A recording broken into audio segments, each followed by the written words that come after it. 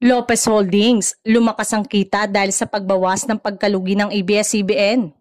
Nakakita ng malaking pag-angat sa kita ng Lopez Holdings Corporation matapos nitong iulat ang 57% na pagtaas sa attributable net income na umabot sa 5.34 billion pesos hanggang katapusan ng Hunyo. Ayon sa ulat ng Manila Bulletin Business, ang pagtaas ng kita ay pangunahing bunga ng pagbawas ng pagkalugi ng ABS-CBN, isa sa mga pangunahing kumpanya sa ilalim ng Lopez Group.